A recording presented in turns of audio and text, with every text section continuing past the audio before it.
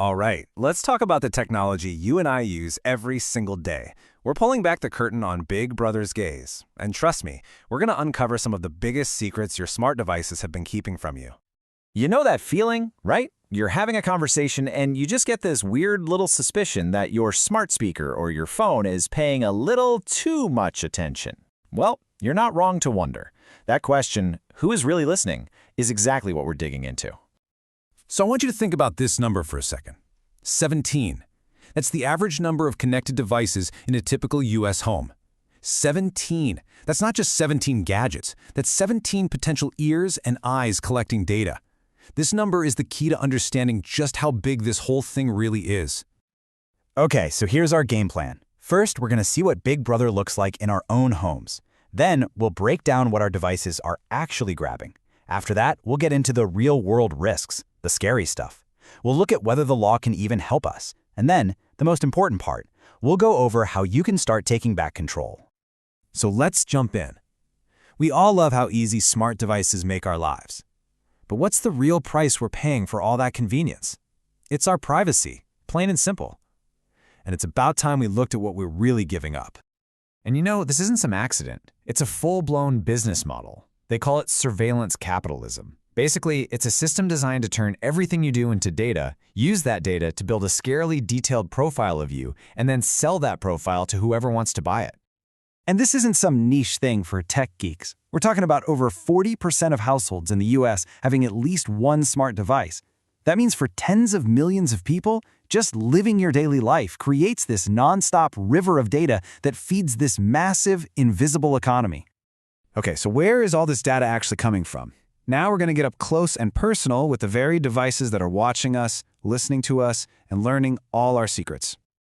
Let's start with the big screen in your living room, your smart TV. There's a pretty good chance it has a feature you've never even heard of, something called automatic content recognition, or ACR. So here's how this sneaky thing works.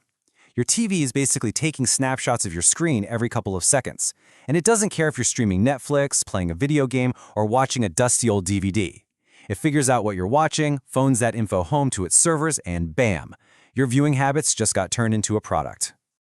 And hey, it is definitely not just your TV. You can see the pattern here, right? Your fitness tracker might know your heart rate, sleep patterns, and location. Gold for an insurance company looking to raise your rates. Your digital assistant, it could be recording private conversations by mistake. And that smart camera you got for security, it could get hacked and broadcast your private life online. Every device has its own little trick for collecting data and its own unique risk. All right, so we've seen how they get the data. Now let's talk about what actually happens with it. This is where it stops being theoretical and starts getting really serious. We're way beyond just getting creepy ads now. Just look at this. A major study found that almost 75%, three-quarters, of all security problems with smart devices are privacy intrusions. Think about that. This isn't a flaw in the system. For them, it's a feature. It's built this way on purpose. So what does that mean for you? Well, it means things like the Mirai botnet, where hackers hijacked thousands of simple devices like cameras to launch massive cyber attacks. It means your data could be sold and used to discriminate against you for insurance or even a job. And it gets even crazier. Some researchers have shown they can figure out your daily routine, when you wake up, when you leave, just by analyzing your home's Wi-Fi signals.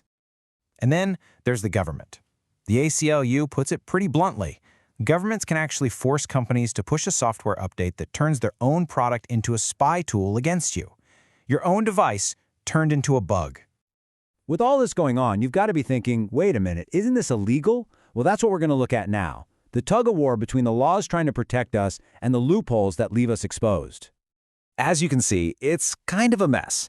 Europe has the GDPR, which is pretty strong, but here in the US, it's a total patchwork.